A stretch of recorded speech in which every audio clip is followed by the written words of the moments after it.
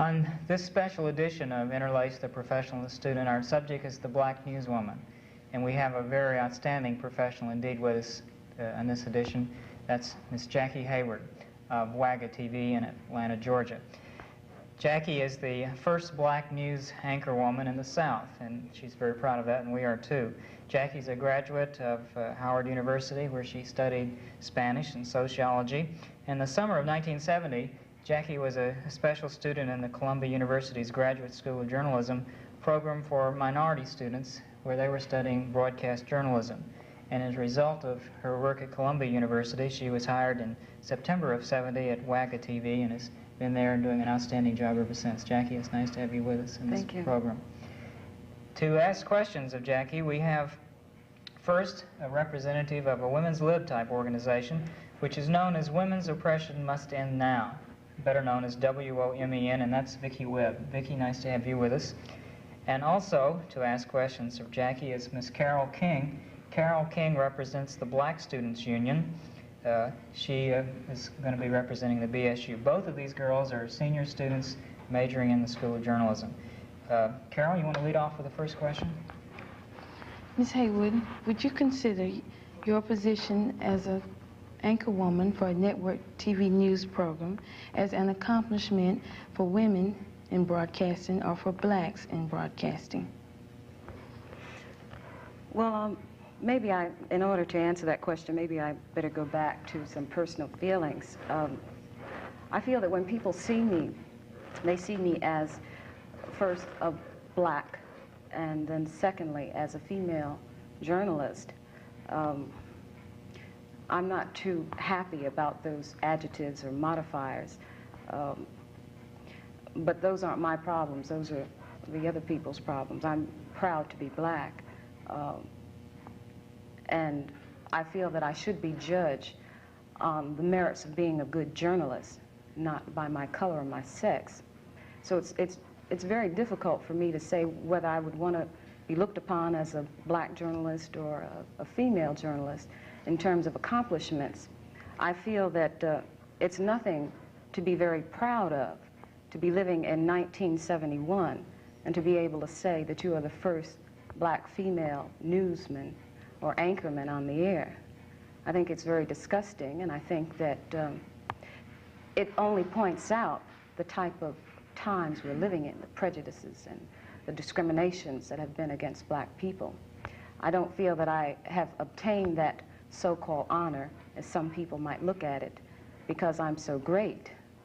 I think that I've obtained it possibly because I happened to be at the right time, in the right place, when a quota had to be filled. Okay. Vicki, you have a question? Yes, it's sort of a two-part question. Like, in terms of news reporting, how do you feel about the way some news stories are handled today and have been handled a long time and still are today, reporting things, referring to people by their race when it's really not necessary of the story, or if it is a woman in the story, referring to her by her physical appearance, you know, like the shapely blonde Miss So-and-so, you know, like that, and what can be done about it by people in the media? Well, first of all, I think we all must realize that the media for a long time, and unfortunately it still is aimed at the white middle-class society. And so therefore the stories that are written generally are appealing to these types of people. I don't belong to the white middle-class society, obviously. I speak to journalism students, and these are points that I try to bring out to them. Discrimination and prejudice is shown in writing so many times. The thief was black, the robber was black. They use dangling modifiers such as maybe a politician who is black speaks very well. These are things that I think the broadcast media should get away from. I don't think it makes any difference who cares, although there are some people that do care. But I say, who cares what race a robber belongs to? You know, I think that's perpetuating the racial overtones that we need to get away from. So when I write my stories, I very seldom put a color in, because I don't think that's the issue at hand. In terms of using the word shapely, that's just unheard of. I'm against that, and I'm against, maybe I didn't really answer the question that you asked before. I'm against people saying a female journalist, because when you let people get away with this, they categorize you as the prissy, prim housewife. I don't feel that I am. I don't feel that those adjectives belong to me. And I say to people that use that modifier, if I were a garbage collector, you wouldn't be concerned with my color or my sex. Your main concern would be, am I a good garbage collector? So I say use that in the field of journalism. You know, ask the question, am I a good journalist? Okay? Would you describe the 70s as being a decade that is advantageous for blacks in the area of news broadcasting? Oh, most definitely. Most definitely. You see, when the civil disturbances came out back in the early 60s, the President's Commission on Civil Disorders released a report that said less than 5% of the people working in broadcast media, working in the media, broadcast or print, belonged to members of minority races. You see, and that's when the stations started getting fire lit under their hips about doing something to change this. It's unfortunate that you have to have a commission to tell people that blacks are important to a society and that they have a great deal of input to give. After that commission, classes and workshops and seminars were set up to help blacks get into the field, because heretofore there was no sense in majoring in journalism. You had no place to go. No one would hire you. Now it's changing. I think there's an attitude that, well, blacks do have a place in this field, and here, well, in Atlanta where I'm working, the majority of the people there are black. Definitely, they should have some input when it comes to news. You know, poor folks like televisions. They're going to have those televisions because that's the only source of entertainment that they can afford. Jackie, I'd like to just ask a question. You came, obviously, you're not of the South, going to Columbia and Howard University, and perhaps your experience of the South, was it limited to what you had seen about the South of Selma and Birmingham and Montgomery and Albany and the riots of the 60s that the South suffered through? What was your impression of the South before you came to Atlanta? Excuse me. I would imagine that I had stereotype feelings before I came to the South. I went to school in Washington. I don't know whether you can exactly call that the South. It is, but it's like a mecca, melting pot. There are people from all over in Washington, D.C. But being from New Jersey and in the New York area, I was kind of tired of the hustle and bustle and the dog-eat-dog type of world that's going on there. And I found the South to be very relaxing. I felt that black people were making great strides in the South on their own community organizations. There was more compatibility among us as a people, and an effort being taken to make some drastic and significant changes. I felt that I could be a part of these changes. You didn't have any fears of lunch counter sit-ins and marches on state capitals and things like that to kind of make you want to wonder whether I really ought to come south or not? No, because I don't think that's the issue today. I think the issue of racism is deep-seated, and it's what I call institutionalized racism. It's not out. It's not blatant to the extent people say, no, you can't go here because you're black. It moves in a more devious way, underlining tones. Blacks are in more fields that they were in before, but they're still, unfortunately, subjected to racism.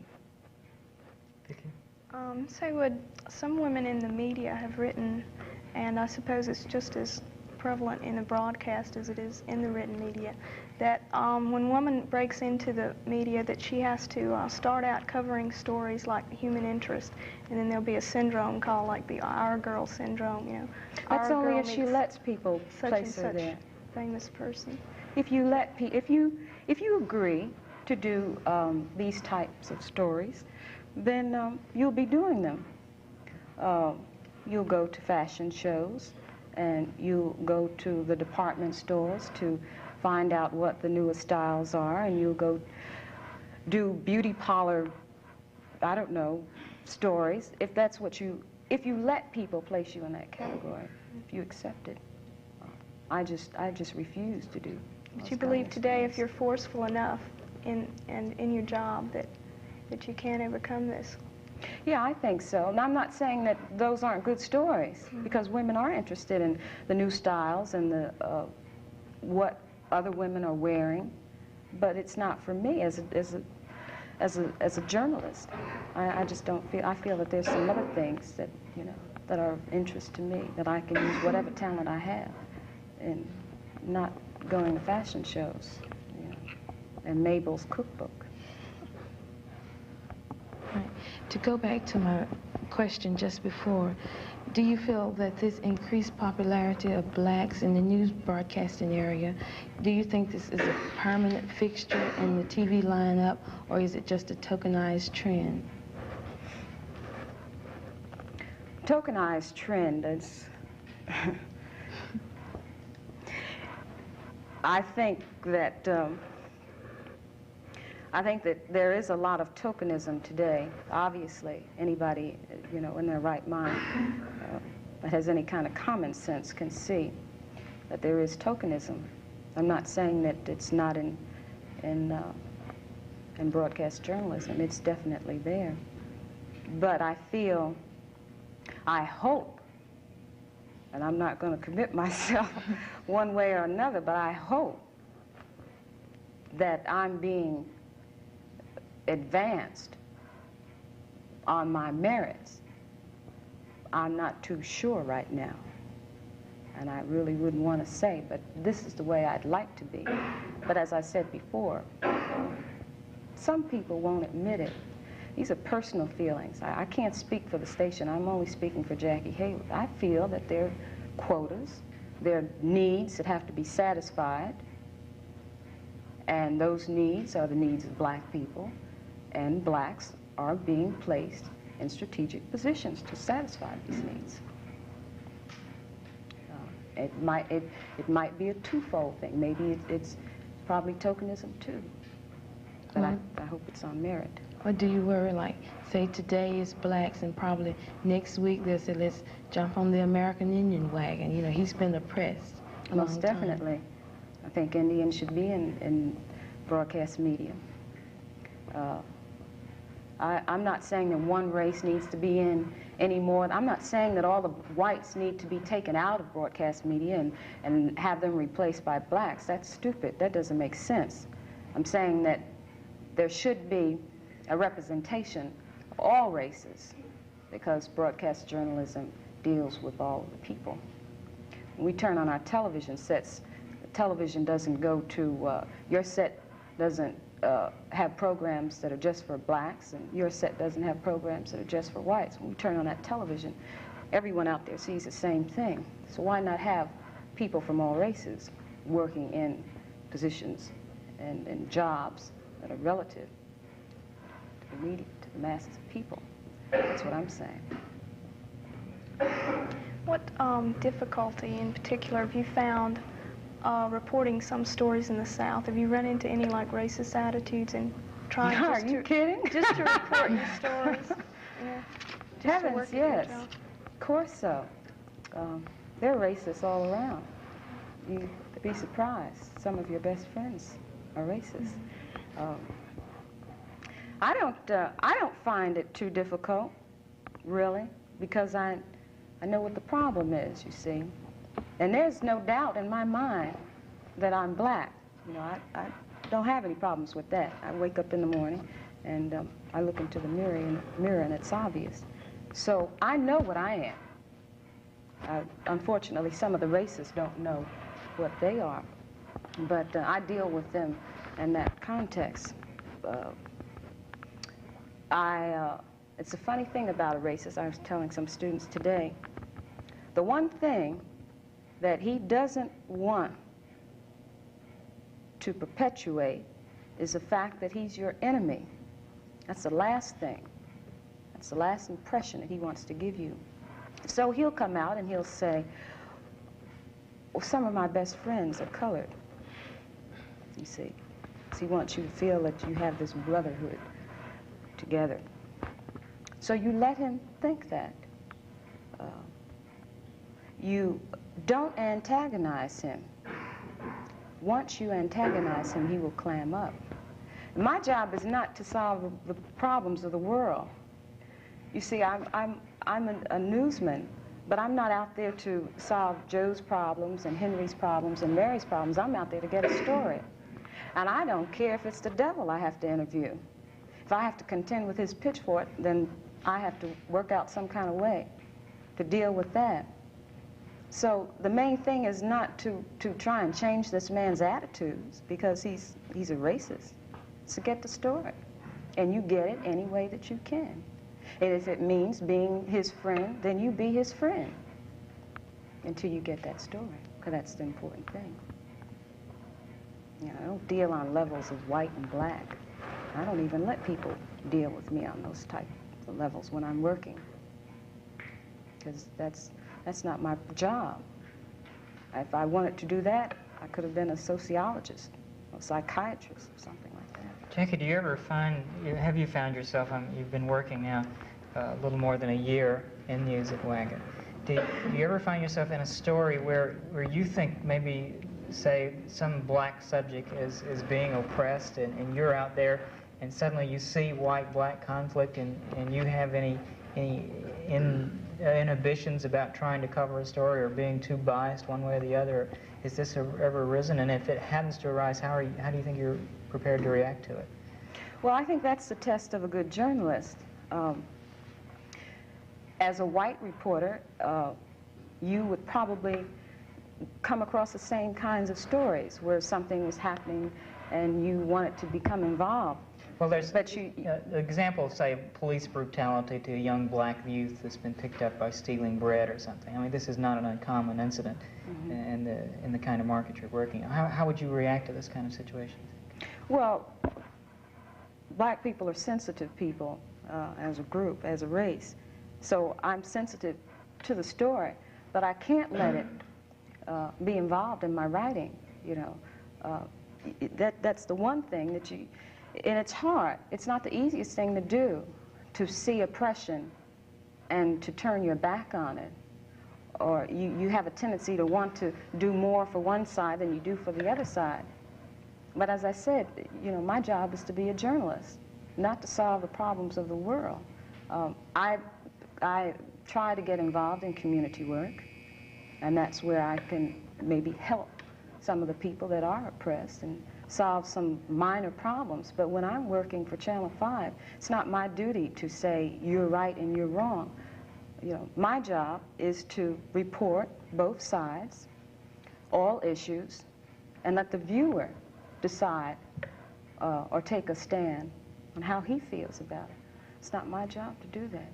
And that's the main thing of being a good journalist. And sometimes it takes years. It doesn't come overnight if you're a sensitive person. You know, if you get upset very easily. This job can make you become very callous. And I imagine that possibly this is one reason why women have not been involved in it for so long. Do you feel that TV audience accept the credibility of the black newscasters in view of the fact that in the past blacks had always been in the capacity of entertainment rather than something that was relevant or worthwhile? I think you have to work for an image. There are people that probably don't look at me because I am black, but by the same token, there are people that look at me because they feel that I'm a newswoman. the main thing that all journalists want to gain is respect. That doesn't come overnight. It takes time. And you get respect by having the guts and the stamina to do what you think is right, to be fair, to be honest, to be sincere. And if I gain respect, I don't care why they look at me. I could be green. Main thing is to get that respect. Do you see in the future any changing format in like either the written media or a broadcast program of news, say to have some setup of consumer reporting or things that are more relevant than just, you know, what happened today, the fire on the street or something like that, some in-depth really reporting? On Channel 5, we do have what is called as a consumer report. Peter Bannon is in that particular slot. I think that the news media is changing, but not enough. We're still chasing the fire engines and the going down to the police station and listening to the police radio. And some people aren't interested in that anymore. But then there are those that are. It draws the audience. If you watch the formats of most local stations, you'll find that the lead story, I'd say maybe 3 out of 5 days, is going to be tragedy. That's the way we are. That's the way our society is. I'm not saying that we should continue doing that. That's the way it is now. I'd like to see some more in-depth reporting. The print media can do this because they have the time and they have the staff. In broadcast media, it's very difficult because you've got a program to put on. We have 2, 6 o'clock and the 7 o'clock show. I don't have time to go out and dig deep into a story. I've got to get something and get back in. My editor wants to see something on the air that night. But we need to do documentaries. We need to let people know about important issues. Now television has changed drastically. It's gone downhill. And I think that everyone that's in it realizes it. But we haven't found the answer to turn it around and get it back where it belongs. And that's sad. That's sad. How much feedback do you get from the public? Now, you've been on the air as a reporter and an anchorwoman for some months now. How much feedback do you get, either phone calls or letters or people who want to speak to Jackie Hayward about something? People call. We have a telephone sheet that's kept at the desk. The switchboard operator keeps it. And we get calls that say, you got too many niggers on the air. Got too many of them in programming, and you got too many of them doing stories, and I'm just not going to watch Channel 5 anymore. We get those calls. We also get calls that compliment black reporters and white reporters. I'd say the majority of the calls that I have gotten have been good calls. I've gotten a couple of bad ones. But, you know, the people that make the bad calls wouldn't call and ask for me anyway. They'd go out and talk to the neighbor and talk to Hazel Sunday morning, Sunday school, you know, the picnic. So I don't get that many. Do you get invited out to community groups much? What kind of people are anxious to talk to you as far as the community goes? Small youth groups. I get a lot of calls from youth groups, and this is what I really like, because I feel that the youth of today, and that's, you know, everyone says it, the future of tomorrow, but it's very important in terms of black youth. I like to go to Y programs, YMCA, anything that's dealing with youth and people that are involved in community groups from EOA, Economic Opportunity Atlanta. Get quite a few calls. They make me feel proud because they feel proud, and they're my greatest force, I would say. Vicki, I believe you had another question. Since you didn't go to undergraduate school in journalism, what would be your advice, say, to blacks or to women or just a young person that wanted to go into journalism? what would be your advice to them since you got an undergraduate school? I think that a lot of news directors are changing. There used to be a time where one of the prerequisites to getting into journalism, broadcast media, is to have a journalism degree. But I think it's changing now. I think news directors are more interested in having good people that maybe have a liberal arts background or a political science background, but good, sensitive people that know how to dig. Sometimes if you have a journalism degree, and I'm not speaking against it, because I'm sure that it benefits a person to have that type of education. It gives you a good foundation. But I'm saying that news directors, I believe, are changing and more concerned about getting good people rather than getting people that just have a journalism degree. And there's a difference. Jackie, where are you going to be? Where do you see yourself 5, 10 years from now? You're new in the business, but what do you think of your future? What is your ambition, maybe, is a better word?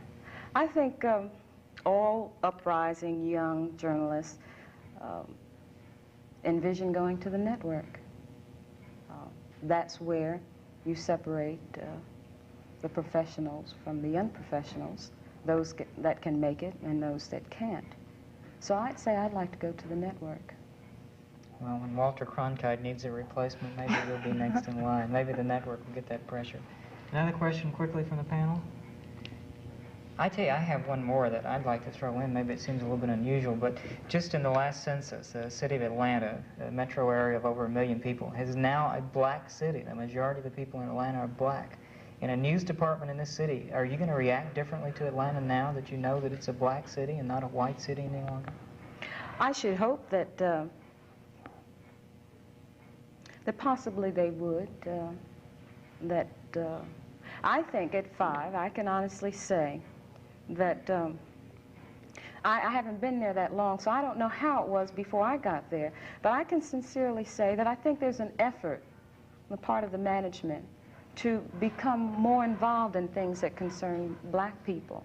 And so now that the statistics show that there are more blacks, I think that the concern is going to be heightened, that there will be more. Well, on that hopeful note, then, we want to thank you, Jackie Hayward of WAGA-TV in Atlanta, and also to our panelists. Question is here, Carol King and Vicki Webb, for being with us on Interlace with Jackie Hayward. Thank you again. Thank you.